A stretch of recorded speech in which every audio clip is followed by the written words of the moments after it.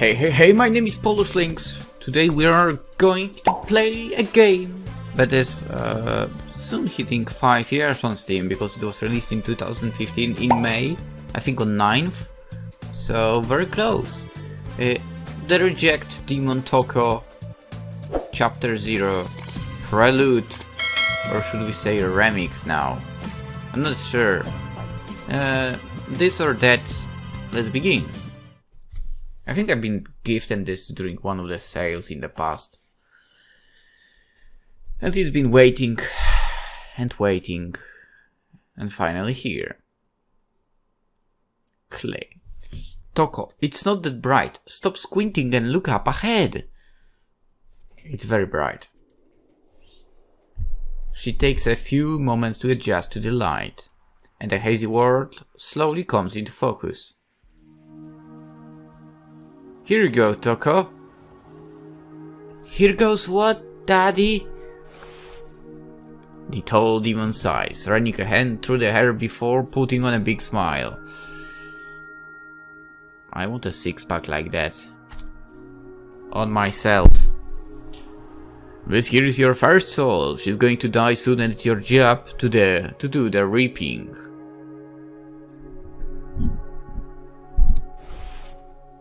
But I don't want anyone to die, Daddy. The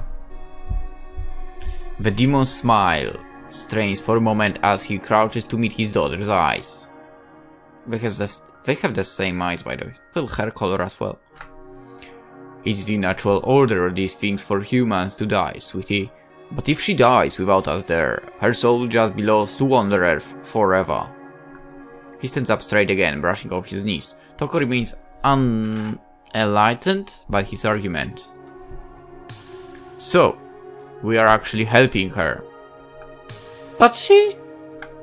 For it may seem just a bit hard for you now, by ferrying these souls, we're actually doing a lot of good for these humans. It's also what we require to survive. How come? Clay reaches out and pats her on the head. Like any kid, she often asks the hardest questions. As you get older, you'll realize it, Toko. As demons don't eat what humans do. As you grow, you'll depend more on helping these souls to hell so you can become big and strong. That's good, right? He puffs up his chest, taking the small kind of victory of a father trying his best, and turns Toko around, nudging her towards the girl in the distance. Is that how he got his abs like this? By eating souls? I see. So that's the secret. Not the workout, but somehow eating them souls. If only I knew how to do that. It's the only thing to do. I'm sorry, it's the only thing to do. Now go on, there isn't much time. The tall demon leaves Toko to perform her task. She takes a determined breath and focuses ahead. A little human girl, oblivious to the dangers present, wanders towards the busy street. Whoa, we are starting this like with a heavy hit. She's cute! The girl sniffles, rubs her eyes. She takes another step off the sidewalk and onto the asphalt. Toko grabs her hand and pulls the girl back. Uva! Hey! Why are you crying? The human girl turns around to look at the demon in surprise. I lost my ball! Your ball?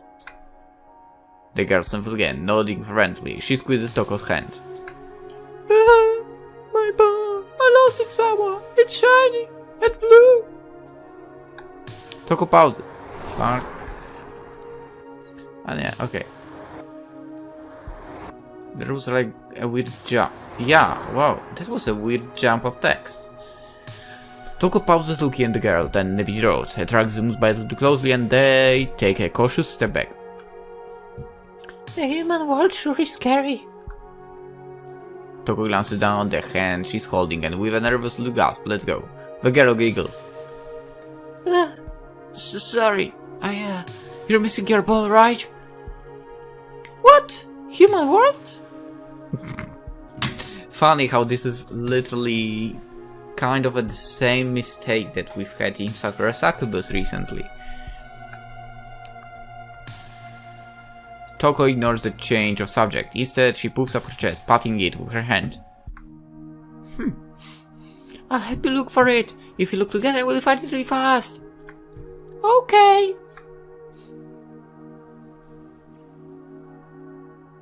Where's your tooth? Okay, maybe she's in the process of having the teeth being changed, right? Thank you for finding my ball. The girl smiles, hugging it tight to her chest. No problem, no problem. You're okay, right? The girl looks at the ball, then back up at Toko, humming. What? Your eyes are really funny. What? They're my daddy's, I think. She leans in, curious. Where are you from? Well, Demonland. Huh? Demonland? Are you a demon? I always heard they were scary, but you're nice. Toko hoofs, twiddling her fingers. Demons can be scary sometimes, but I'm really brave. Toko pauses a bit and looks at her feet. Actually, Daddy says I'm supposed to find a soul, human soul or something. The girl's smile grows wide with curiosity and she shoves even closer. Human soul? Well, Mommy says everyone has a soul, so I doubt it's going to be hard to find one. Yeah, but I don't think I can easily get one.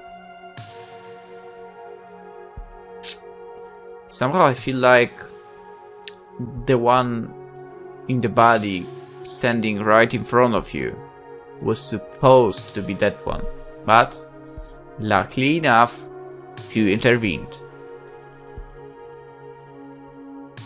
I don't know, good thing or bad thing for her, well. But you helped me find my ball! Oh, I have an idea!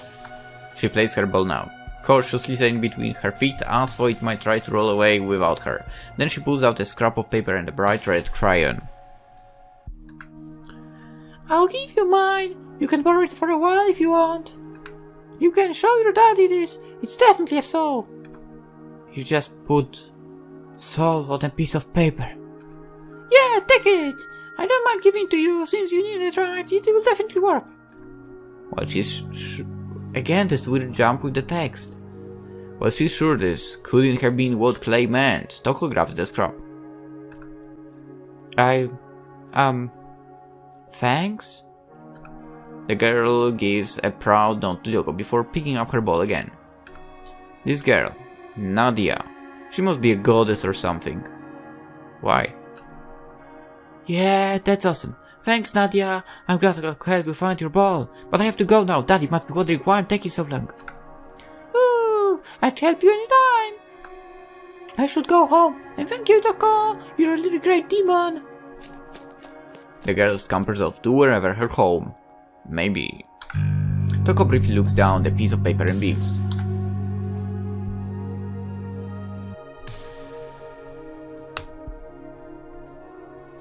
Toko. So, how'd it go? I got it. It's right here. Toko holds the paper up for Clay to read. Clay looks past for a moment and tilts his head, glancing at the human girl running up the street.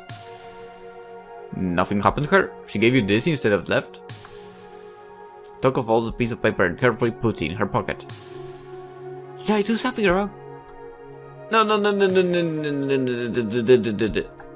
You did your best. You could. I'm proud of my little girl, but, well, we better get home quickly. Oh boy, she's going to kill me.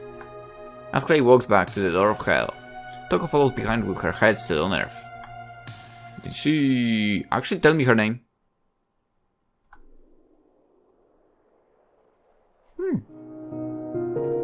Loopy soft.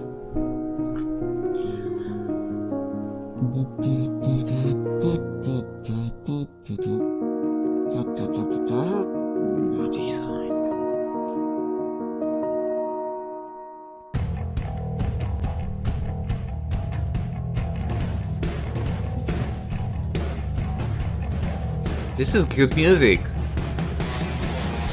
This is really good music.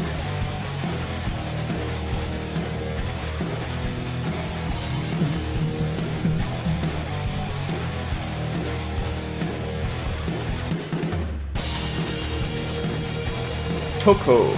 She's damn adorable. Ooh. Nadia. I guess she grew up a lot. King Show?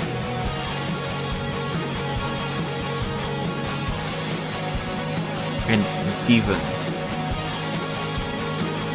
Beauty.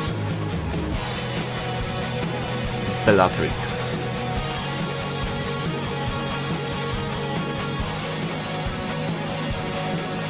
The only demon kicked out of the hell. A reject demon story.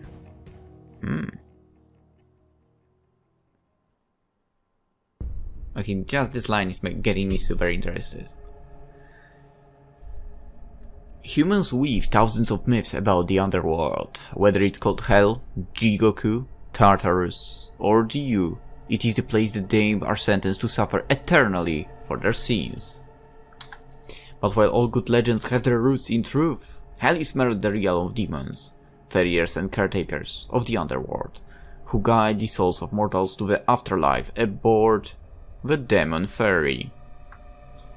Whether it's sooner or later, doesn't matter. All humans are destined to die at some point in their lives. Once a human reaches their end, a farrier is assigned to guide their soul to limbo. It is there that souls must purify themselves before they may ascend into the afterlife or return to the overworld to be reborn. What now? I need explanation. What's the deciding factor if someone goes to afterlife or otherworld? I mean, yeah, to be reborn basically. These demons don't perform this duty without recompense. As with each soul a demon ferries, they savor a memory of that soul's life and the power that comes with it. That's so cool! The soul of a demon is incomplete, lacking emotion and empathy.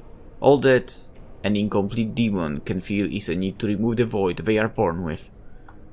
That hunger for memory, emotion, and passion eternally drives them to consume the souls of humans. Millennia past, demons would surge in great and terrible masses upon the overworld to quell this hunger inside them. It was not long before starvation, infighting, and an occasional lawsuit forced the demons to realize that the vast consumption of humanity was unsustainable. In order to survive without constant war between themselves, demons devised the Demon Code and the role of the farriers who escort souls.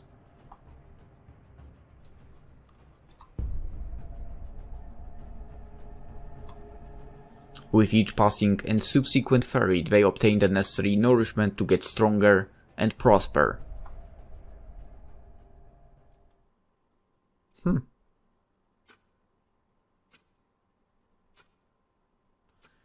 In the upper middle row sits a young woman, her head resting on her textbooks, hoping not to face plant onto the desk.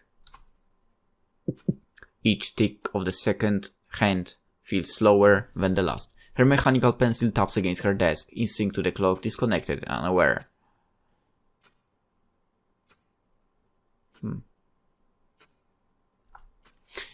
Every couple of minutes, she glances back at the clock.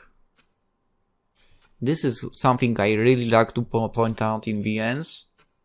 When there's a clock, there usually are no indicators. This one has them, so...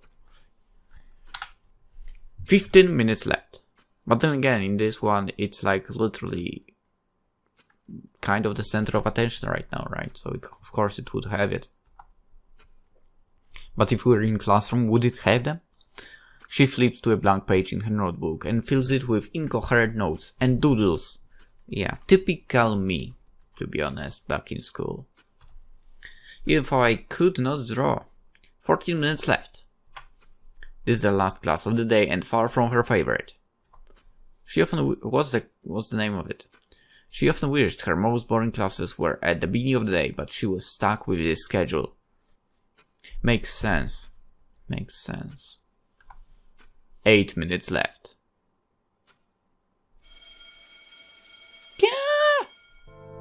The professor's in the middle of announcing the reading assignment for the next week. As the Friday, all of her classmates rush to the door. She drags herself in the best bustling hallway. Time to go home. Over the roar of freshmen, her friend's voice grabs her attention. Nadia! Steph, I'm sorry I didn't notice you back in class. I was busy taking notes. Don't worry, everyone was bored by that lesson. We're all planning to go out to Mama Burger in a bit. Want to join us? Yes, I want. I'm getting hungry. Every time a food is mentioned in the game, I'm getting hungry. Huh. Oh no, I need to go home and study anyway. You should go without me. It's Friday! Huh? So you have a date? Oh, she has braces. I'm supposed to have braces. Now that I think about it. I think today, on 8th of April, I was supposed to have the visit to have, like, I guess you could call it measurements taken, and so on. But virus, and I can't yet have the braces put on for the second time in my life. I don't know why, I'm kind of looking forward to it. Anyway. No, shush! Don't look at me so suspiciously. I said I have to go study. It's one of those things university students have to do. Just cram it the night before the exam. Yeah, I mean, I had to do this a few times. I mean, some things I did study normally. Like, I read notes like once a week, let's say. But there were some subjects I had to cram in one night before. Okay, but I still don't trust you. Make it up to me when we catch up. Later then. She already left. I wasn't making it up. I really need to study.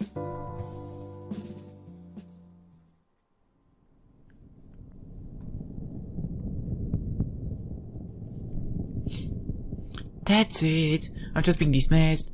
I don't even get a second chance. Second chance? Second chance! Toko, do you know what I'm holding? She's not very tall. My assignment record? Your assignment record containing 417 second chances. Most of these are the ones we assigned to you in the hopes that be trivial, easy. And how many of these have you succeeded at? None! You failed to take even the simplest opportunities presented to you. We have no reason to keep reject like you around. Toko stands before of Bellatrix, director of Limbo Stanza of Outer Circle, a caretaker of Hell's Demon Code. It's Bellatrix? Bellatrix is impressively tall, even ignoring her horns. It is said that due to her immense status in Hell, she can no longer ferry souls from the mortal world. Unable to sustain a human guise, rumors and speculations surround Bellatrix's unorthodox means of gathering sustenance. Bellatrix adjusts her glasses and peers down the child in front of her. Toko knows what she's about to say, but doesn't want to hear it. As director, it's long past time to get my horns messy. So yes, you are being dismissed. There is no need for me to explain further, and certainly no need for you to ask for yet another second chance. If I'm dismissed, then I'm banished to the human world. To live like a human, to slowly become human. Yeah, well, you should have worried about the consequences before this happened. You were warned countless times, but you paid us no heed. As if you could just go through hell incomplete. I realize this is more for our bookkeeping than concern about you. Drop off your insurance card and membership keychain the way out. Have fun being human. I hope it suits you better than life down here. Toko's eyes turn to the ground. She's doomed. It's true that she has failed time and again. That she remains a zero-soul demon. And it's true that she... Well, no wonder she didn't grow in certain areas. And it's true that she has passed into adulthood without earning her horns. That's not really a bad thing. And she can't even try to pin all her mistakes on her dad. She turns back to PolishLynx in her office, coolly flipping through Toko's file. The imposing demon occasionally pauses to stamp a page before moving on, or to pull out a sticker roll and apply a larger red frowny face over some record of Toko's failure. Once every instance of Toko's incompetence is notarized, PolishLynx neatly closes the folder, ties it shut with a length of ashen twine, and unceremoniously dumps the whole pile into a grinding, munching paper shredder. PolishLynx taps her fingers against her desk, wordlessly waiting for Toko to head out. I guess she did head out. Or maybe not. A new university building is under construction, in the middle of Nadia's usual path, but it does make the walk home much longer. She could use the time outside anyway. After sitting inside the stuffy classroom for hours, the fresh air is a blessing. True, right now even. And it's not class for me. Right now. This is the truth. Still, Nadia doesn't often have trouble staying awake. Something must be subconsciously stressing her out. She slows to a stop and considers what she's doing. Ah, gee, maybe I should have just brought my books with me and went with the staff. For a minute, she seriously considers running back to try and catch Steph, but she's probably pretty far away by now. I'm already going the opposite direction. Ah, well, I'll put on some music or something while I study. Putting an end to her hemming and hawing, Nadia continues on her way home. This, of course, is a disgrace for her to be an adult and yet still be a zero soul, to not even have her horns. Here is the end of hell, the furthest, most desolate point of the city of this, the door to the ineffably mortal world above. Ordinarily, a demon would lead their prize through this door into hell. No one else is around. For a demon to be here by themselves is scandalous. There are doors that let one in and out, but this is one that Toko can't come back from. She has been banished to Earth, a criminal place full of flimsy mortals obsessed with prolonging their own short lives.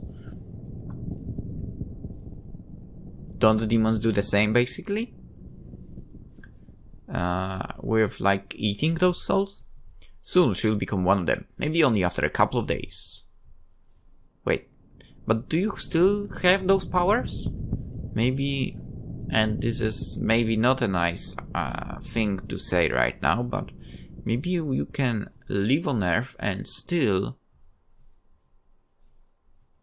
like, live off those souls? Kind of? Maybe. She will not be able to return until she has become a full demon. For all Toko knows, that time will never come. Soon Nadia finds the sound of the city annoying.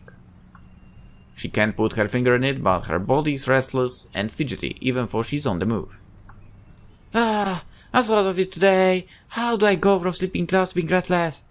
Someone she passes by gives her an odd look. Sorry, thinking out loud. Maybe she should just think about her other things for a moment. She recalls a song she heard on an old car radio, and unconsciously begins to hum to herself. Hum what?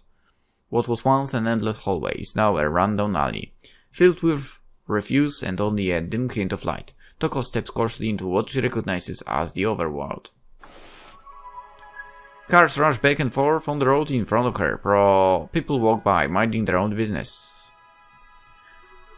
I'd recommend putting some different clothes. Once she finally steps past the brick buildings, she has to cover her eyes. Was the light here always this bright? Nadia's hand bobs up and down, and she walks down the sidewalk as she is dribbling an invisible ball.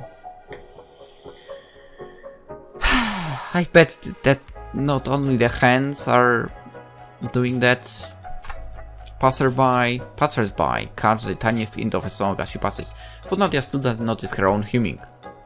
She feels warm despite the early autumn air. Today will be a good day, she decides. It's spring now, and it's getting quite a nice weather. I mean, 23 degrees outside at I think 2 days ago. Ridiculous. I wish I could go running, but you know, with the lockdown on, it started off a bit iffy, but she finds herself relaxing. Maybe she'll catch Steph to come hangover later. She steps lightly and lost in the moment. Nadia pays no attention to where she's going. Toko surveys the pedestrians. Her stay doesn't need to be permanent. All she has to do is find someone who isn't using their soul.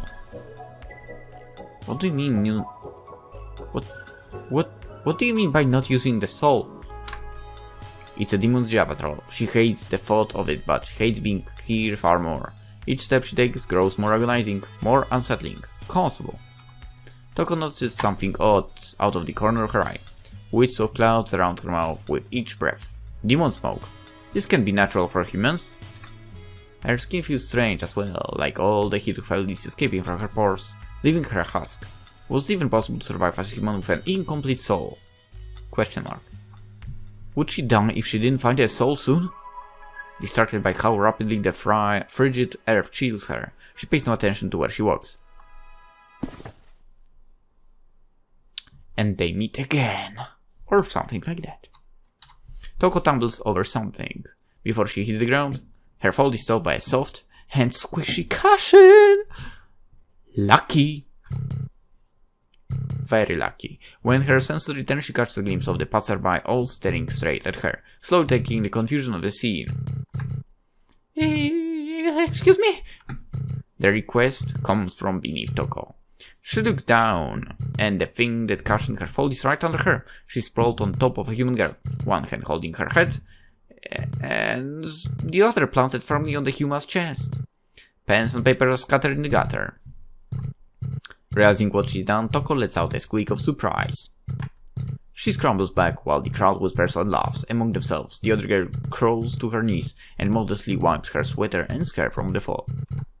She's slightly taller than Toko, not to mention curvy and round, like a soft marshmallow stuffed in a sweater. Her complexion seems creamy and airy. She really is a marshmallow. As Toko sheepishly backs away, the human looks down, unable to hide her own blush after colliding with a half-naked girl. She's wearing clothes. Demon clothes. Your knee's bleeding! Bleeding? The girl reaches into her bag and pulls out a small white tin with a red plus on it. Once it's opened, Toko has all sorts of strange swabs and bandages. Don't worry, I'll always come prepared for these sorts of things. She pulls out a swab and cleans the scrape before delicately applying one of the bandages. She shakes awkwardly as she helps the half-naked girl up. Hey, you're shivering. Are you okay? Sure, I think I must be cold or something like that. Cold? I felt your skin. You're freezing. Here, you can wear my hoodie. The human opens her bag and pulls out a grey hoodie. It's a fit more for her than for the demon. Toko runs it through her fingers as if trying to figure it out, then pushes her arms into the sleeves. This smells weird. Don't sniff it, yeah. I get to run a bit today, so it's kind of... As Toko pulls the hoodie over her head, she realizes that she's still being leered at. Sorry. Here, you should look cute in this for... And it's only then she realizes that the clothes she's wearing, the clothes she has worn for most of her life, are far more revealing than everyone else's. It's a strange and bizarre embarrassment that never occurred to her before.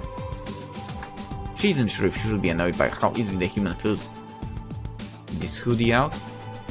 She leans in and sniffs it, this time out of curiosity, but before she can manage to get irritated, a different thought surfaces, since when did she care about modesty? Toko's expression contours to grimace somewhere between pain and disgust as she looks at the human's silly smile. The girl only giggles softly, she must have noticed too. Toko's face turns several hues rather as she tries to avoid looking at the human. Then before Toko can retort, the girl stands up and extends her hand. My name is Nadia. Come, I'll walk you home. I'm Toko, and well, the truth is I'm not from here. I'm just visiting. That's fine. How about we go out eat? I don't have any money. Nadia simply waves her hand dismissively. Fine, then my treat. Come on, I know a little place nearby. Wait! Toko doesn't have the time to object even if she wants to. Nadia grabs her hand and tucks Toko along, the demon flailing around in the hoodie like a small grey windsock. Before Toko can fight back, she feels her stomach rumble painfully. That's new.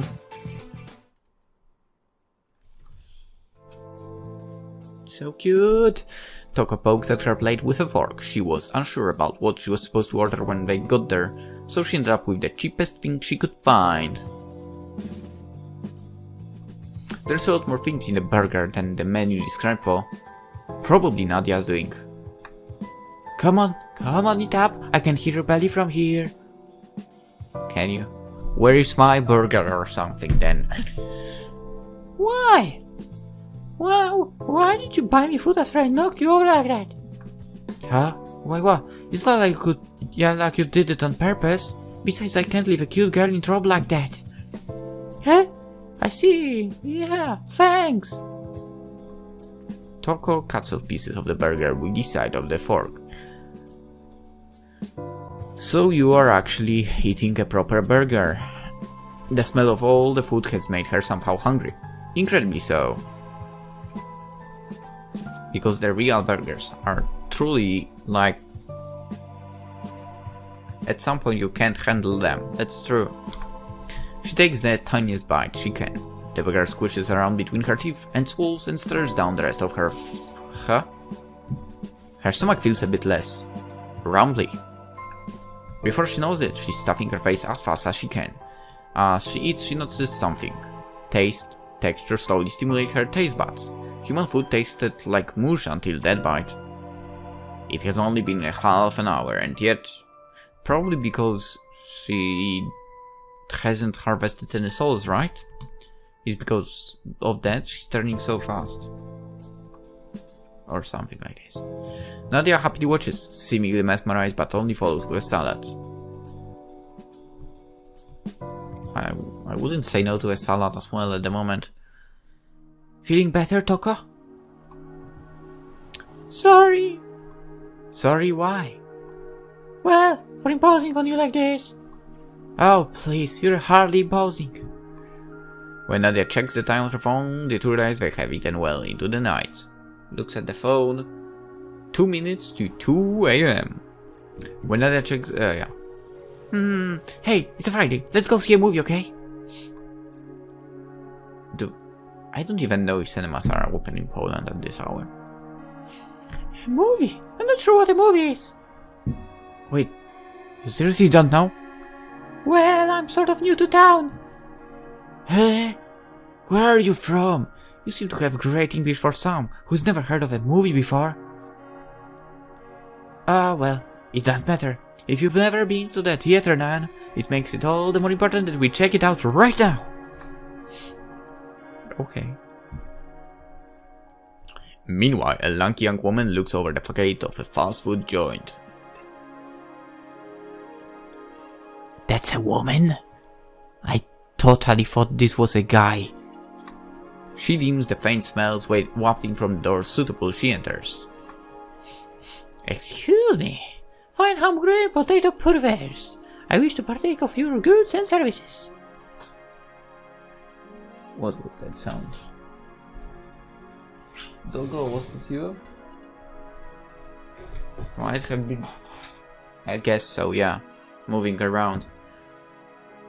So, that will be 20 prehistoric super stacks, 20 mount burgers, 15 carnivore super feasts, and 8 large volcano veggies. It is 30 prehistoric super stacks, 25 mount burgers. Also take 10 of your deluxe bacon apple crisps. I have some bacon in the fridge. But it's 2 AM. Also, I'm not supposed to eat bacon, really.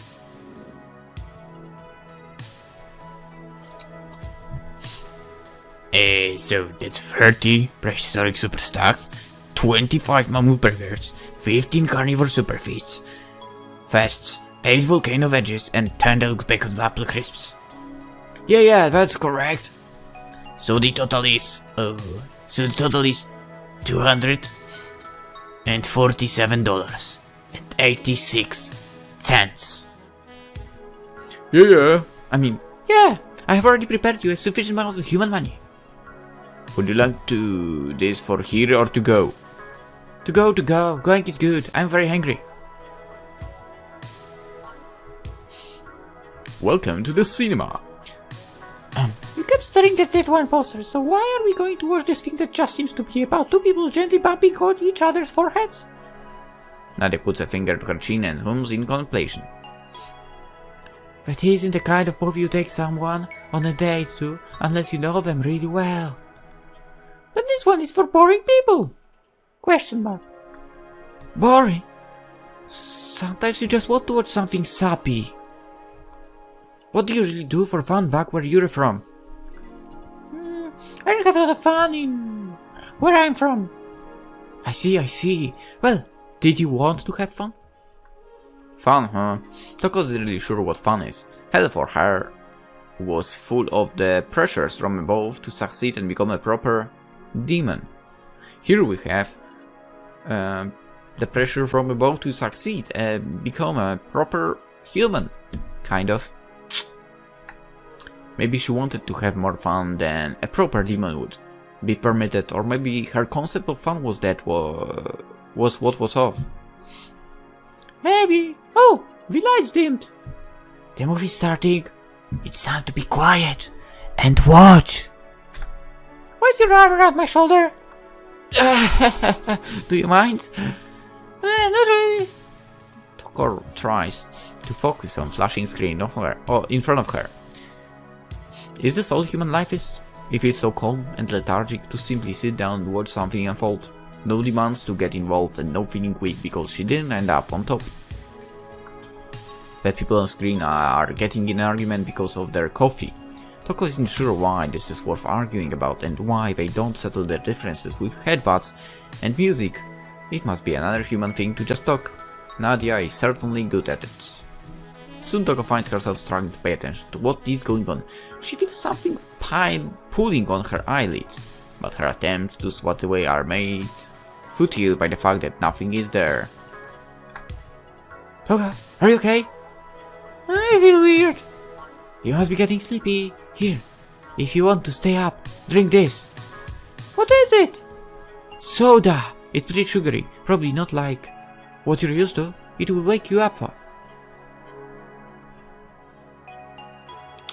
Why? Don't drink soda, it's not good. Okay, drink whatever you want, really.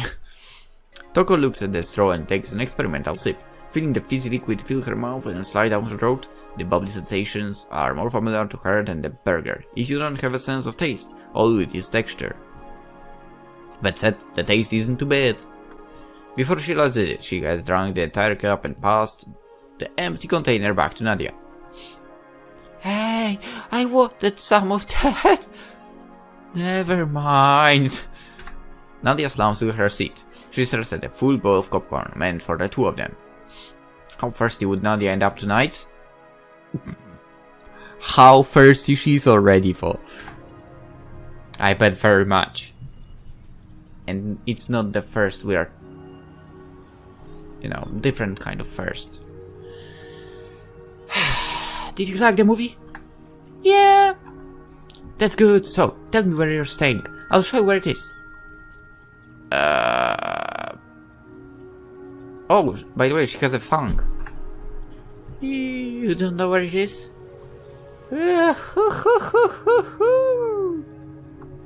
Wait, you don't have anywhere to stay? Seriously, you don't have any money and you don't have a place to stay? What a pickle. Well, you can crash my place for the night at least. Wait, absolutely couldn't. You've done too much already. Toko. Gincho, what are you doing here? Toko, you know her? One of your friends? Excellent. I came on an assignment. You just had dinner. Super mammoth burger. It was very delicious. Yeah, well, thanks for the update. Gincho is fairly strange, even for demons. Even though she should have no sense of taste as a proper demon, she eats far more than any other gluttony demon Toko's met. She is also thin, too thin, almost as if she's starving for food, even if she eats non-stop. Between assignments, Gincho has taken to the strange habit of basking on street corners so she can buy everything her stomach desires. Well, Toko, aren't you going to introduce me to your friend? She's not my friend. Her name's Gincho. She's on assignment here, from where I came from. Well, my name's Nadia. Nice to meet you, Gincho. Hello. I like Nadia. She's not mean like Toko. Oh my. Hey, why are you even bothering us anyway? If you have an assignment, hurry up and finish it. Then get out of here. Toko is very antsy today. Is it this human? Is it because you are a Don't finish this! Toko shoves her palm against Gincho's mouth. Gincho pauses reflectively and pulls Toko's hand away. I see. Your sister. She's here, looking for you. The sudden mention of her sister leaves Toko rattled. Maybe it's because of that and Nadia's prodding that Toko agrees to Nadia's offer. Gincho wanders off, satisfied with her expert communication skills. Besides, she is nearly out of food to eat, as well as the money to pay for more. As the two walk to Nadia's apartment, it's evident how lucky it was that Nadia and Toko met where they did. It seems that both Nadia's college and the door to her hell are very close to each other. Toko has other things on her mind, however. In the most populous part of the city, they enjoyed a meal and movie together. Now she'll go to Nadia's apartment, sleep there, and then what? Toko isn't sure yet.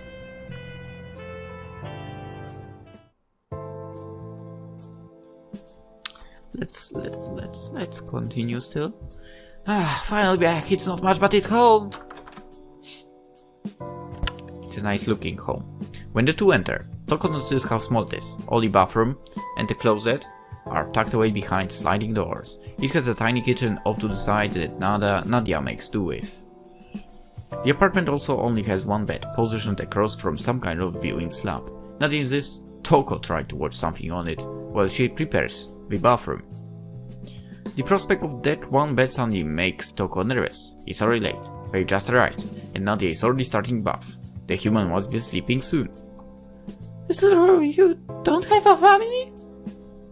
Well I do, but me and my family don't really see eye to eye. But never mind, you should not want to find your sister.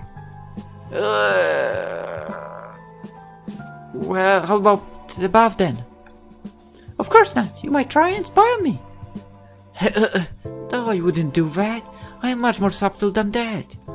Say, Toko, why are you so dismissive towards Gincho? She seems so sweet. Gincho doesn't care about silly things like feelings. Sure she does. She looks sad. Huh? How could you even tell? Intuition. You should be nicer to her. She told you about your sister after all. We can meet up with her tomorrow, and you will be able to go home. Isn't that good news, Toko? Yeah, I guess I'll go in then. Great. Okay, maybe just a little one.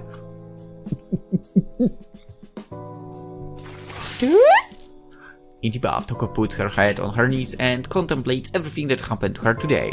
The hot water is a tepid reminder of hell's heat and the coldness of the overworld. Then again, Toko's already thought about how to warn Nadia off. When did she start caring about people spying on her while she's naked? Why does she even care about being exposed? In any case, the day was in many ways completely draining for Toko, in every meaning possible, and she finds herself subconsciously yawning for the first time. Another bit of humanity.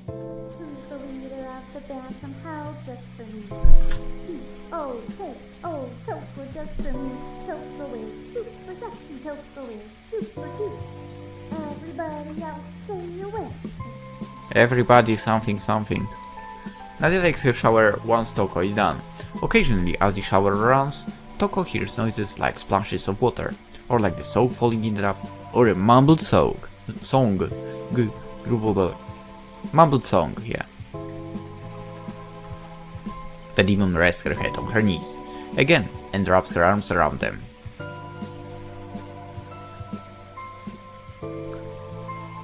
For Nadia didn't have any clothes in Toko's size, Nadia offered Demon the washed hoodie and a pair of panties.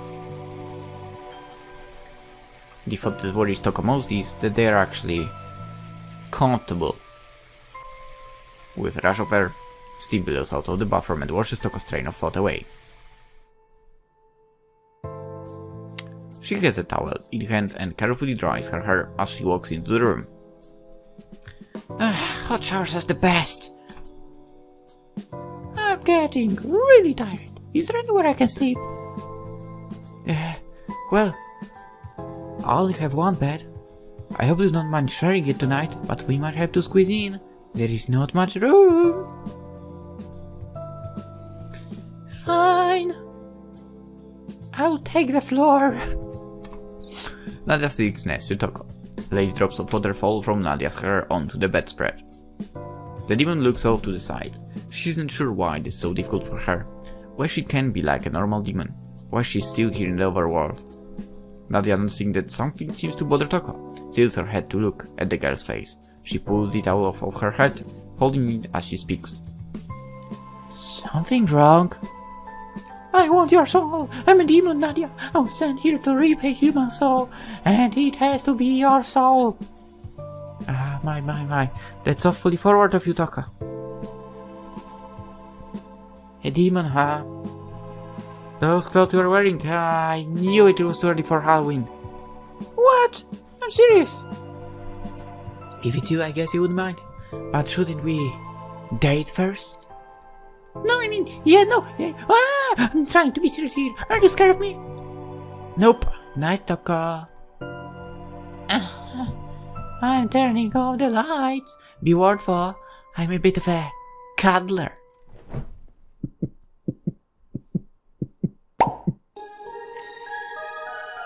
Adorable. Seems like someone else is a bit of a cuddler for. Anyway, I guess the night has hit. Let's save. And we'll continue tomorrow. For now, hope you enjoyed. Hope to see you in the next episode. Ow. Bye bye.